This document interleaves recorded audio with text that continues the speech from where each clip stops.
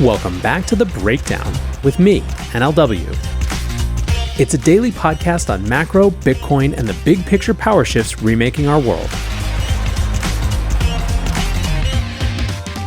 What's going on, guys? It is Tuesday, November 21st, and today we are talking about Overreach Gensler going after Kraken.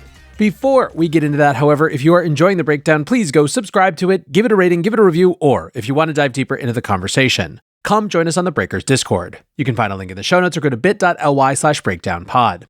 All right, friends. Well, there is some massive news brewing as I record this. It looks like CZ may actually be out at Binance, which would obviously just be a huge bit of news.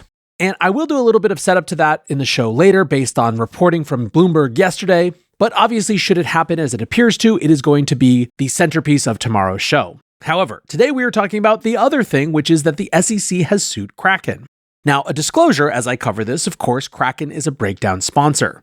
As I'm sure you understand, and as we've unfortunately been through before, it is Breakdown policy that being a sponsor does not shield a company from being the subject of the show if they are in the news, nor will it color my take on that news, because at the end of the day, sponsors come and go, and the relationship I have with you guys to trust that I am giving you my unvarnished opinion is the most important thing. At the same time, and I will preview what's coming, I don't think in any case that Kraken has anything to worry about on that front today. So, as I said, the SEC has filed a lawsuit against Kraken, with the core allegations being that they have operated as an unregistered securities exchange, broker, and clearinghouse. If this sounds familiar, it's because these are broadly in line with allegations leveled against Coinbase and Binance earlier this year. Now, in support of these claims, the SEC named 16 tokens they allege to be unregistered securities, including Solana, Algorand, and Polygon's Matic. The list of tokens is a combination of the lists from prior lawsuits and notably excludes Ethereum and Bitcoin. Now, in addition to the legal claims, the SEC lawsuit also includes allegations regarding improper financial and corporate structure. The lawsuit alleges that Kraken at times held customer assets valued at more than $33 billion and, quote, commingled these crypto assets with its own, creating what its independent auditor had identified in its audit plan as a significant risk of loss to its customers. As you'll see, this is the part of the suit that people in the crypto industry are paying most attention to. The SEC also alleges that Kraken held more than $5 billion of customer cash, which was commingled with corporate funds. The allegation includes the claim that, quote, Kraken has at times paid operational expenses directly from bank accounts that hold customer cash. The lawsuit claims that these issues had led to record-keeping problems contributing to, quote, material errors to Kraken's financial statements for 2020 and 2021. Now, notably, and very importantly, the SEC is not directly alleging the misuse of customer funds. The strongest allegation along those lines is that Kraken paid operational expenses from a shared account that held both corporate and customer funds. There is no allegation here that Kraken dipped into customer funds to service its own expenses. The lawsuit also flags corporate structure issues with employees working across multiple entities within Kraken's international operation. The SEC alleged that, quote, operating entities are cross-staffed according to product and service, not by region. None of these financial or corporate structure issues stand alone as individual claims. Instead, they seem to be examples of operational decisions that would be prohibited if Kraken were operating as a registered securities exchange. The SEC is thus seeking to permanently ban Kraken from operating as an unregistered securities exchange and asks for monetary penalties. That is, of course, the same penalty requested in the Coinbase lawsuit. SEC Enforcement Division Director Gabir Asgrawal said in a statement, we allege that Kraken made a business decision to reap hundreds of millions of dollars from investors rather than coming into compliance with the securities laws. That decision resulted in a business model rife with conflicts of interest that placed investors' funds at risk. Kraken's choice of unlawful profits over investor protection is one we see far too often in this space, and today we're both holding Kraken accountable for its misconduct and sending a message to others to come into compliance. Kraken CEO Dave Ripley wrote, we strongly disagree with the SEC claims, stand firm in our view that we do not list securities, and plan to vigorously defend our position. As we've seen before, the SEC argues that Kraken should, quote, come in and register with the agency when there is no clear path to registration. Its allegations are factually incorrect, contrary to law, and the wrong way to create policy in the United States. As an industry leader, we will stand up to these allegations and defend the crypto industry's right to exist in the US. We believe congressional action is the most appropriate path to resolving the lack of regulatory clarity in the US, and will continue to support these efforts to bring clarity and certainty to the chaotic environment that has been created in the US. Now, a couple more notes from the Kraken blog post response. First of all, it set out to make clear what was not alleged. Kraken writes, the complaint against Kraken alleges no fraud, no market manipulation, no customer losses due to hacking or compromised security, and no breaches of fiduciary duty. On the commingling accusation, Kraken writes, the SEC alleges that Kraken commingled its own funds with its clients. This is a similar allegation already made of other crypto trading platforms. And editor's note, it linked to their case against Coinbase at that point. The SEC cannot and does not allege that any customer funds are missing or any loss has occurred, nor does it allege that any loss will occur. The complaint itself concedes that this so-called commingling is no more than Kraken spending fees it has already earned. Instead, they write, the complaint makes a technical argument that Kraken's business requires special securities licenses to operate because the digital assets we support are really quote-unquote investment contracts. This is incorrect as a matter of law, false as a matter of fact, and disastrous as a matter of policy. Now remember, this is the second part of Kraken's dispute with the SEC. In February, Kraken agreed to shutter its staking service in the US and paid a $30 million fine in settlement. Staking was later included as part of the SEC's lawsuit against Coinbase, claiming that staking services were unregistered securities offerings. Kraken co-founder Jesse Powell took to Twitter to write, USA's top decel is back with another assault on America. The masochists haven't been happy with the beatings they've been taking in New York and are shopping for a different flavor of RegDom in CA. I thought we settled all their concerns for $30 million in February. Now they're back for seconds? Message is clear.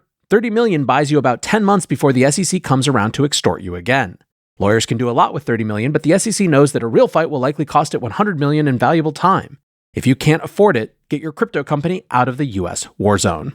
Now, there has been much speculation around what the SEC's strategy here is. Mike Selig, a crypto lawyer at Wilkie Farr and a former CFTC lawyer, wrote, after Ripple, seems like the SEC is worried it will lose more crypto cases and is playing the numbers game.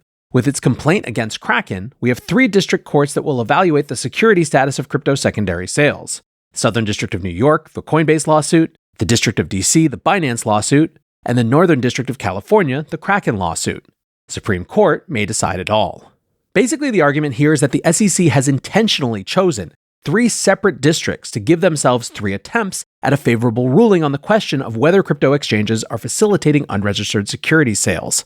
Adding some evidence to this is Orlando Cosme, who points out that the Coinbase judge was the same one that threw out the Uniswap case, meaning the SEC might have problems in the SDNY. If the SEC loses Coinbase, it'll be much harder to then win on appeal, and Coinbase has shown a willingness to take this case to SCOTUS. That would create good crypto law in the Second Circuit. This case allows the SEC to take another swing with relatively worse facts, at least as alleged in the complaints, potentially draw a more sympathetic judge, and create bad crypto law in the Ninth Circuit. This all just seems part of SEC Chair Gensler's war of attrition against crypto. I hope Kraken decides to marshal its resources and fight this head on. Enough is enough. And indeed, that seemed to be a lot of the sentiment from across the crypto legal core. Marissa Tashman-Koppel, the senior counsel at the Blockchain Association, said in a statement, we're disappointed to see the SEC engage in another example of clear overreach by filing an action against Kraken. The SEC's theories are incorrect as a matter of law and expand beyond the jurisdiction granted to them by Congress. The SEC's action underscores the need for our elected representatives, not overzealous regulators, to establish regulatory clarity for the digital asset industry. Blockchain Association stands ready to support Kraken in its defense. Journalist David Morris pointed out the joke, writing, I love when an SEC charging document opens with a description of a successful business that has been providing a desired service to the market steadily for more than a decade. Today's episode is brought to you by Kraken. For far too long, the whole financial system has been standing still, too slow, only on for certain hours, overly designed for some types of people, but not for others. Crypto, at its best, represents progress. It asks the question, what if? It invites people in instead of leaving them out. It's on 24/7, 365, and moves at the speed of real life. Not everyone believes it. We've got our fair share of detractors, but that's the way it always is when you're building something new. Kraken is a crypto company that has been through the highs and lows of the industry, facing forwards towards progress throughout. And now they're inviting us to see what crypto can be. Learn more at kraken.com/thebreakdown. Disclaimer, not investment advice. Crypto trading involves risk of loss. Cryptocurrency services are provided to U.S. and U.S. territory customers by Payward Ventures Inc., PVI, DBA, Kraken. Now, I think on the one hand, that Mike and Orlando have the right of it when it comes to the legal strategy here. That this is trying to give them more bites at the apple to get a favorable ruling as relates to security status. But they're also playing a narrative game here. With all of the emphasis on the commingling angle in their public statements, they're trying very clearly, without saying the letters FTX, to make people remember FTX. Of course, the issue with FTX wasn't just that it was mingling customer assets in omnibus wallets. It's that Sam was explicitly authorizing them to be used for trading by Alameda Research. That's why I think Kraken is focused so strongly in their statements around pointing out that even the SEC has not alleged that any single dollar or any single crypto asset has gone missing. It's also worth noting that those complaints are really all just part and parcel of an argument that Kraken should have come in and registered, to which they're pointing out there just wasn't a path to. Ultimately, to me, it all seems extremely in line with everything that we've seen from Gensler's SEC so far, and so well sat is not surprising. It is a massive distraction, a massive waste of resources, but I, like so many others out there, hope Kraken decides to fight back and avails themselves of the full extent of the law. Now, before we get out of here, a quick preview for what's coming later today. According to Bloomberg reporting yesterday, Binance was in talks with the Justice Department to settle criminal charges. The charges are, of course, in relation to a years-long investigation into alleged money laundering, bank fraud, and sanctions violations. Reporting suggests that talks are in advanced stages and the negotiation could be resolved as early as the end of the month. Again, remember, this was what we thought yesterday, and now it sounds like there's a press release at 3 p.m. Eastern. The big thing that everyone latched onto on crypto Twitter was the fact that the DOJ is seeking a payment of more than $4 billion from Binance. Many now feel they understand why CZ kept saying 4. The Bloomberg report stated that negotiations include the possibility that Binance CEO CZ would face criminal charges personally in the US, and Bloomberg sources also said that the agreement was trying to strike a balance that would allow Binance to continue operating, citing concerns that a Binance collapse would cause a negative fallout for markets and crypto holders. Now, I don't want to get too much more into this because we're literally going to get that information before you even hear this, so apologies for the inherent latency of media. I will just say this.